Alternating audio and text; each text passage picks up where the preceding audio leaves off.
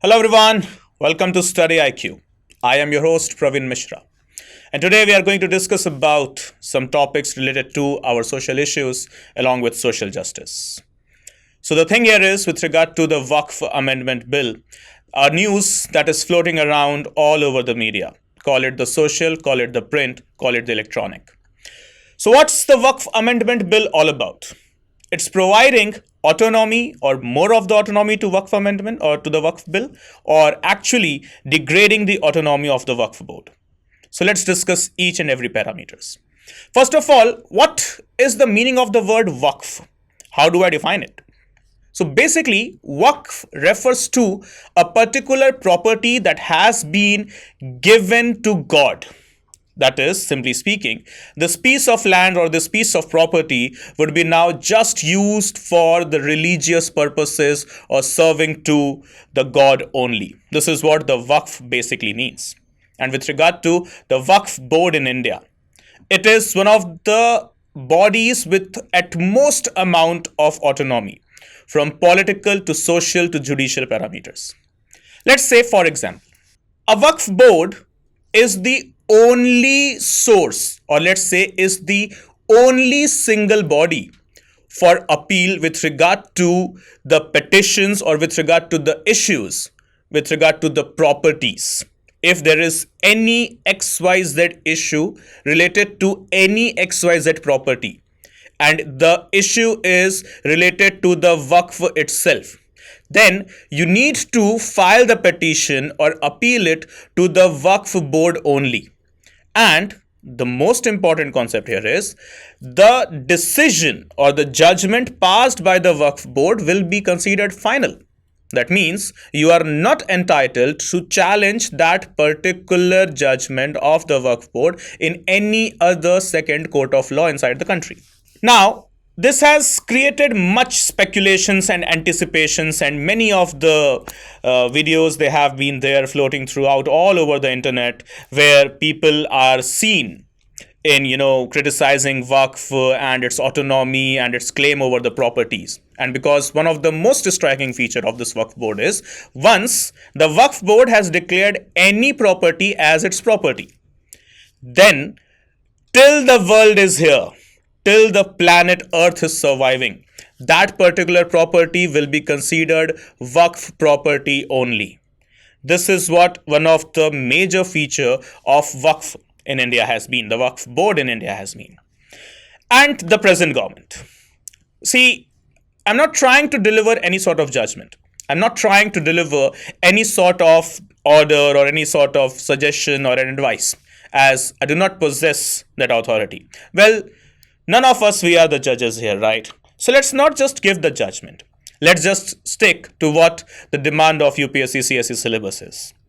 So considering the stand of the government, the present incumbent government, what we call, considering its image, that is the image of Bharatiya Janata Party, is bit different as compared to any other political organization of our country, from Congress to Aam Aadmi to DMK to AIDMK to Trinamool Congress or whatsoever, from Samajwadi Party to Bahujan Samajwadi Party to Communist Party of India to any XYZ political party.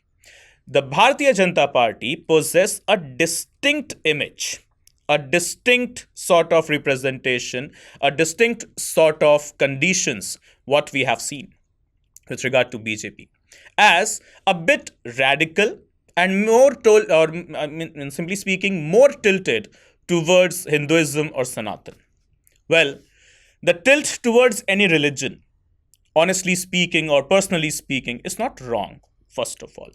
But when I am the government, then in that case, whatsoever my political ideologies are, I will have to be very specific that I belong to a secular state.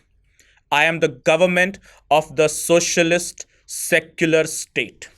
And here, I will have to take care of all the communities, all the religions, all the sects. That means I cannot simply go ahead and discriminate on any religious customs, traditional beliefs, or any such grounds, right? So, with regard to the image of BJP, who are in power since last a decade, though Their establishment as a government has been seen by the masses in two different ways. The masses, they are divided now.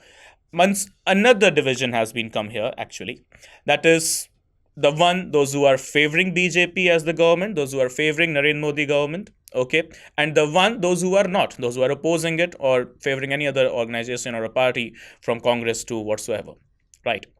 So, with regard to the BJP's actions before the government was made in the center, from Gujarat riots to any particular other location, people have anticipated that yes, this is a political organization, specifically the people there, Narendra Modi and Amit Shah, or talking about Chief Minister of Uttar Pradesh, Yogi Adityanath. So they have got a distinct image. Their representation is done towards a particular religion, but one thing is to be added here. Nothing so far has been mentioned from the government side that they are trying to impose any religious dominance, any religion's dominance over the country, as the government has played its cards very well to stay on the grounds of neutrality. Though, yes, their actions could have represented to many of us that no, they are targeting towards one single community or a group of communities or maybe a section of the society as well. But in reality, what we need to represent here is the government has played its cards quite well when it comes to the establishment of the just society. So now coming back to the issue of Waqf Board. Waqf Board, yes, was not just troubling the non-Muslims. It was also a particular section, that is Muslims, which was being troubled because of the autonomy of the Waqf Board. See, one thing that we need to mention here very badly, that is what?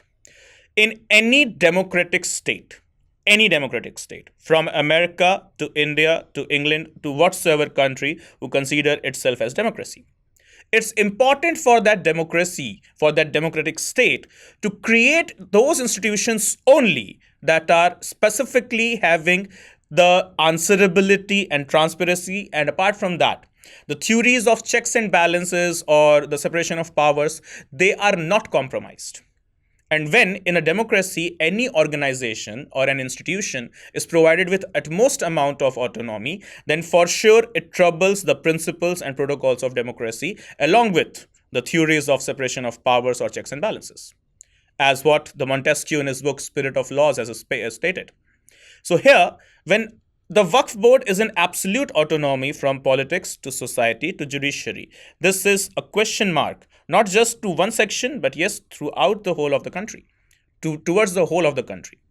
So, speaking very frankly here, because of the autonomy of the Waqf Board, it was not just one particular community which was being, in trouble. It was, in fact, that one particular community also, though it belongs to Islam or Muslims, right? It was not just Hindus, Sikhs, Christians, Buddhists, or Jains. It was everyone, as the properties the Waqf has claimed is not just the properties of non-Muslims. There are many properties. In fact, majority of the properties the Waqf Board possess comes from the Muslim families or the individuals only.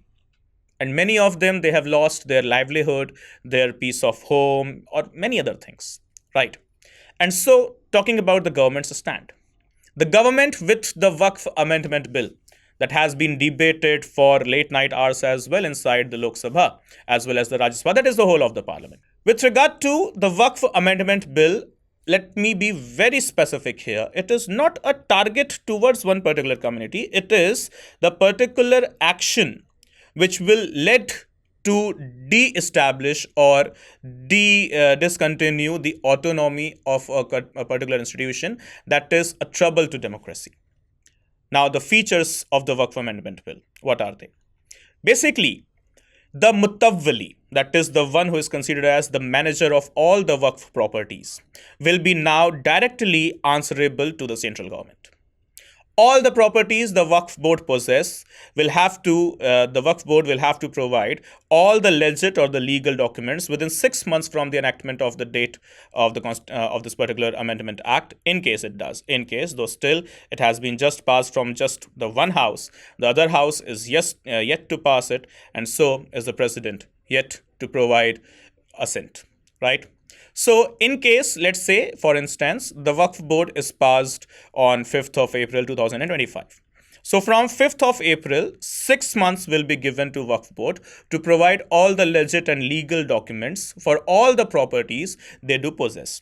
And in case of failure in providing the legit documents, the properties will be confiscated by the government and will be used accordingly for the sake of the public use. The Mutawalli actually will be directly answerable to the central government, and apart from that, not only the people from Muslim community will be given the positions inside the Waqf board, but also the persons, those who belong to non-Muslim communities, they will be also given the positions inside the Waqf board. And next, so far, Waqf board used to be the single authority or the single court of appeal in case of any dispute arising out of any property claimed by Waqf. But right now, this has been changed with this new Waqf Amendment Bill. Bill it is, not yet an act.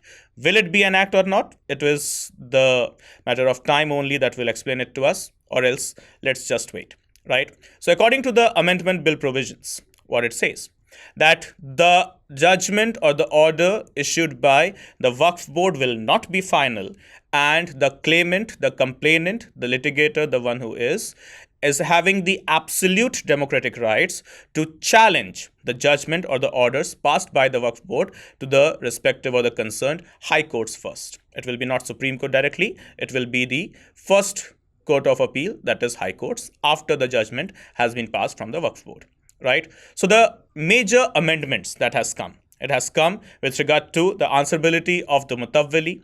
Apart from that, the claiming of the property of the Waqf, and yes, the settlement of the disputes from the Waqf board. The judgment, they are not final, and yes, they can be challenged into the respective state high courts. Okay guys, so this is all with regard to the Waqf Amendment Bill. See, let's be on the neutral grounds only, and let's be very specific. Waqf board was having absolute autonomy, that is a big question mark to the democratic machinery of our country. And having this autonomy, we cannot say that yes, a social order, a secure social order is working in accordance with the principles of the checks and balance as well as the separation of powers. And so the government's action towards Waqf Amendment Bill comes at a time when yes, the social or the religious fabric is a bit disturbed because of the extremism. So it may be a particular action to achieve some political mileage, but yes, ultimately it is also an action that is badly needed, severely badly needed, in order to provide a proper impetus and a proper transparency towards the democratic values of our country. Okay guys, so please do let me know your opinion into the comment section, and apart from that, if you have any further insights as well towards the Waqf, please do comment that as well. So this is me, Pravin Mishra, your host, signing off from today's IQ Speaks. Thank you so much guys. See you all soon in the very next video. Good day. Bye bye. Take care. Jai Hind. Jai Bharat.